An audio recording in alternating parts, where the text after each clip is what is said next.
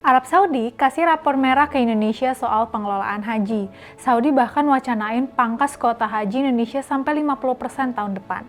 Bayangin, kuota haji kita yang biasanya 200.000 lebih jemaah bakal turun separohnya. Itu kan artinya waktu antri jemaah haji kita yang udah belasan sampai puluhan tahun bakal makin lama lagi. Jadi Badan Penyelenggara Haji atau BPH Indonesia bilang, Saudi kasih rapor merah terkait buat sejumlah aspek penyelenggaraan haji Indonesia tahun ini. Saudi misalnya menyoroti ketidakakuratan data kesehatan jemaah haji. Padahal data ini penting banget buat kebutuhan manajemen resiko kesehatan jemaah selama ibadah, terutama saat musim haji yang padat banget.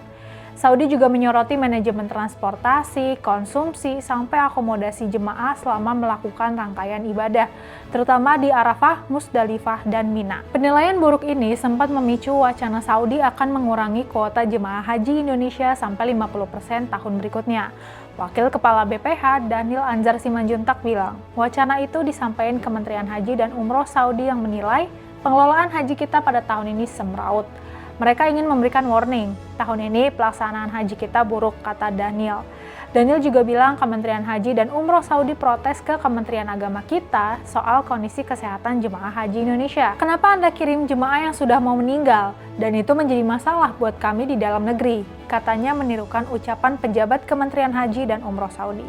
Daniel mengaku dia terkejut warning keras dari pemerintah Saudi itu, tapi dia mengaku sudah melakukan negosiasi. Daniel bilang Saudi akan membatalkan rencana pemotongan kuota haji Indonesia setelah Indonesia berkomitmen mereformasi total pengelolaan haji.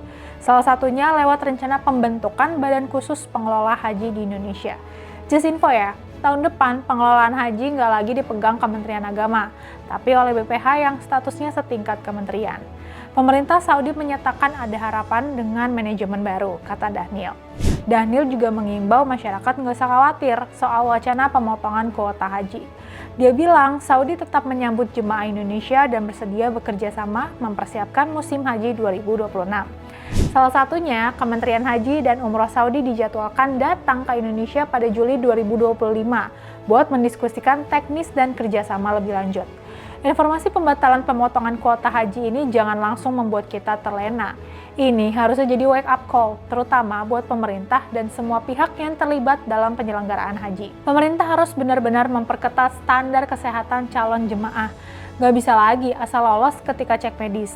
Harus ada pemeriksaan berlapis yang melibatkan dokter profesional dan audit sistem digital. Jangan sampai nyawa jemaah dipertaruhkan, cuma gara-gara data ngawur atau prosedur yang longgar. Berdasarkan catatan Sistem Komputerisasi Haji Terpadu atau Siskohat, 447 jemaah meninggal pada musim haji 2019.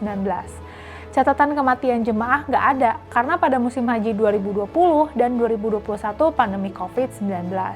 Sebanyak 89 jemaah meninggal dalam keberangkatan haji terbatas pada musim haji 2022. Pada musim haji 2023, jumlah kematian melonjak tajam menjadi 701 sampai 774 jemaah. Pada musim haji 2024, jumlah kematian turun menjadi 500 jemaah. Faktor utama kematian jemaah haji Indonesia adalah pneumonia, penyakit kardiovaskular, dan lansia beresiko tinggi. Kedepan, BPH wajib bekerja ekstra keras buat menekan tingkat kematian jemaah haji kita. Manajemen logistik haji kita, mulai dari armada bus, konsumsi, sampai akomodasi juga harus diperbaiki total. Semuanya harus sesuai standar internasional. Saudi sudah berbaik hati. Kalau kita serius berbenah soal pengelolaan haji, kuota haji kita nggak jadi dipotong.